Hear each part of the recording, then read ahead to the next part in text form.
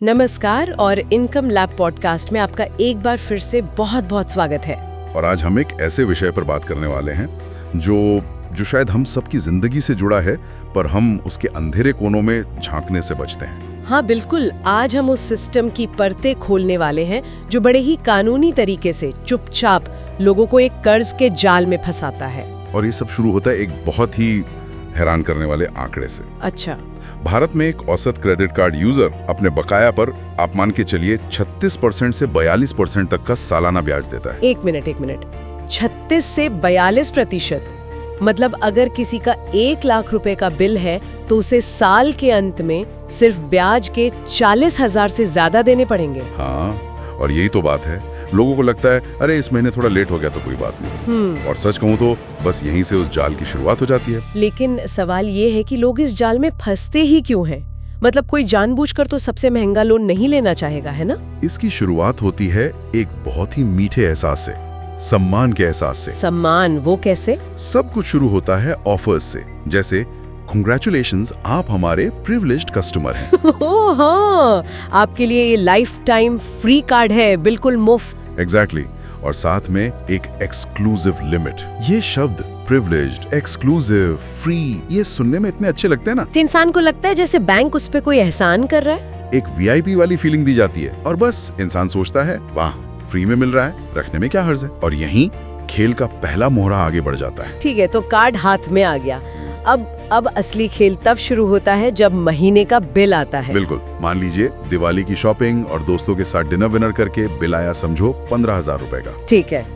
अब उस बिल में बड़ी बड़ी रकम के ठीक नीचे एक छोटी सी लाइन पर नजर जाती है, मिनिमम अमाउंट ड्यू 750 रुपए। हाँ, और आम इंसान का दिमाग क्या सोचता है? अरे वाह, 15,000 कहाँ और कहाँ सिर्फ 750। ये तो बहुत आसान है। अभी के लिए इतना भर देता हूँ, सैलरी आने पर बाकी देखूंगा। बिल्कुल यही सोच होती है। और यहीं पर सबसे बड़ा भ्रम है। वो मिनिमम अमाउंट ड्यू आपकी मदद के लिए नहीं है, वो बैंकिंग सिस्टम का प्रॉफिट कमाने का सबसे बड़ा हथियार है। मतलब ये कोई फीचर नहीं बल्कि एक जाल है। 100%। जैसे ही कोई सिर्फ मिनिमम ड्यू भरता है, वो बैंक को सिग्नल दे देता है कि अब आप उनकी शर्तों पर खेलने को तैयार हैं। और फिर जो बची हुई रकम, मतलब 14,250 रुपए, उस पर उसी दिन से वो 42% वाला सालाना ब्याज लगना शुरू हो जाता है। उसी दिन से? हाँ, रोजाना के हिसाब से। मतलब हर दिन आपका मूलधन थोड़ा बढ़ता है और अगले दिन उस बड़ी हुई रकम पर ब्याज लगता है। ये तो एक स्नोबॉल की तरह है जो पहाड़ से नीचे आते आते और बड़ा होता जाता है। बिल्कुल। पर इससे पहले कि कोई इसे निकले, एक और जादू सामने आता है। कौन सा जादू? No cost EMI. अरे हाँ, बिना किसी लागत के आसान किश्तें।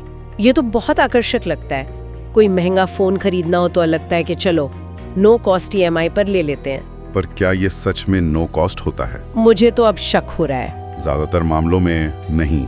ये मार्केटिंग का एक बहुत ही शानदार तरीका है। असल में इसमें कई छुपे हुए चार्जेस होते हैं। जैसे कि? पहला, बैंक आपसे एक प्रोसेसिंग फीस ले सकता है और उस पर 18% जीएसटी अलग से। अच्छा। और दूसरा, जो डिस्काउंट आपको प्रोडक्ट पर बिना ईएमआई के मिलता, वो अक्सर नो कॉस्ट ईएमआई के साथ गायब हो जाता है। ओह, तो मतलब वो डिस्काउंट के पैसे को ही हमारी ईएमआई में बांट दिया जाता है। सही पकड़े हैं। तो घुमा फिरा कर बैंक और सेलर अपना पैसा निकाल ही लेते हैं।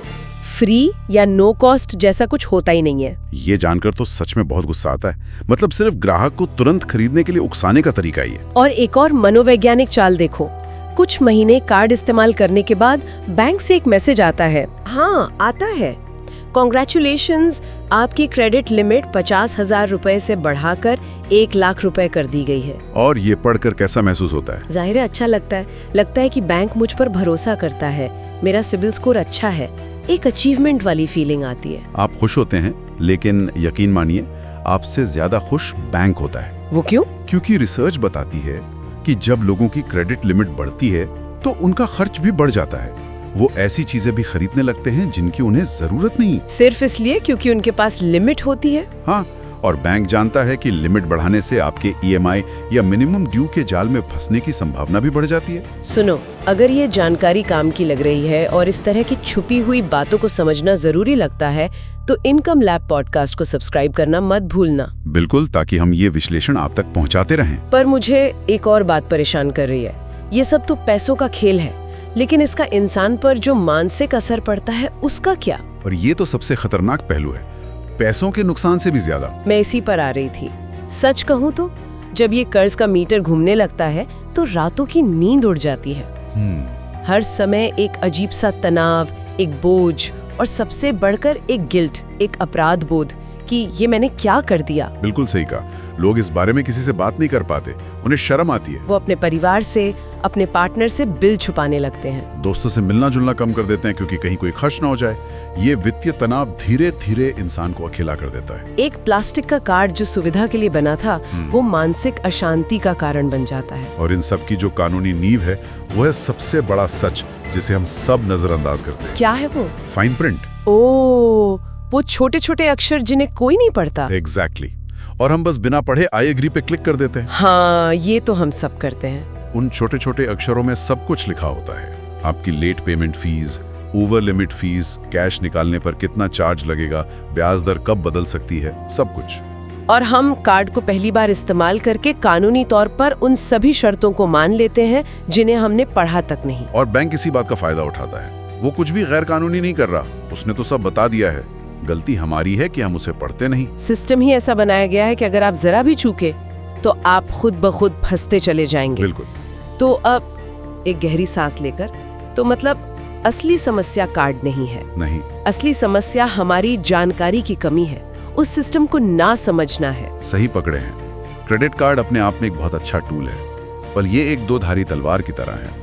अगर आप इसे चलाना नहीं जानते तो आप खुद को ही घायल कर लेंगे। तो अब जब हमने समस्या को इतनी गहराई से समझ लिया है, तो इसका समाधान क्या है? लोग इस जाल से खुद को कैसे बचा सकते हैं? समाधान मुश्किल नहीं है, बस अनुशासन और जागरूकता की जरूरत है। मैं हमेशा 3 सरल आदतें अपनाने की सलाह देता हूँ। बताइए। पहली और सबसे जरूरी, ऑलवेज पे इन फुल। हमेशा बिल का पूरा पेमेंट करें। मिनिमम ड्यू के जाल में कभी ना फंसें। ये तो सुनहरा नियम है। बिल्कुल।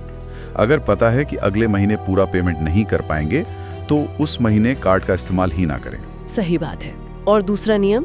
दूसरी आदत है check your statement every month. हर महीने अपना स्टेटमेंट ध्यान से देखें। एक एक ट्रांजैक्शन को चेक करें। ये जरूरी है। कभी कभी कोई ऐसा चार्ज लग जाता है जिसके बारे में पता ही नहीं होता। हाँ, ऐसी वैम्पायर सब्सक्रिप्शंस धीरे धीरे पैसा चूसती रहती हैं। और तीसरी आदत? तीसरी आदत, अपनी क्रेडिट लिमिट का 30% से ज्यादा कभी इस्तेमाल ना करें। अच्छा, 30% से कम क्यों? इसका सीधा असर आपके सिविल स्कोर पर पड़ता है। बैंक इसे एक जिम्मेदार व्यवहार मानता है और ये आपको फिजूल खर्ची से भी बचाता है। फुल पेमेंट, स्टेटमेंट चेक और 30% से कम लिमिट का इस्तेमाल सुनने में बहुत सरल लगता है भी सरल, बस थोड़ा अनुशासन चाहिए और थोड़ा धैर्य। हर चीज तुरंत पाने की जिद छोड़नी होगी। आपने इसे बिल्कुल सही तरीके से सारांशित किया है। ये वाकई एक बहुत ही जरूरी चर्चा थी। और अगर आज के इस विश्लेषण से कुछ भी नया सीखने को मिला हो, अगर ये जानकारी उपयोगी लगी हो, तो इसे लाइक करें और अपने दोस्तों और परिवार के साथ शेयर करें। हाँ, क्या पता आपका एक शेयर किसी को इस जाल में फंसने से बचा ले। और द डीप डाइव को सपोर्ट करने के लिए चैनल को सब्सक्राइब करना ना भूलें। और हमेशा याद रखें, पैसा कमाना मुश्किल है, पर सिस्टम को समझे बिना उसे खो देना बहुत आसान है। Learn, earn, grow. चलिए अगले एपिसोड में एक और गहरे विषय के साथ फिर मिलेंगे।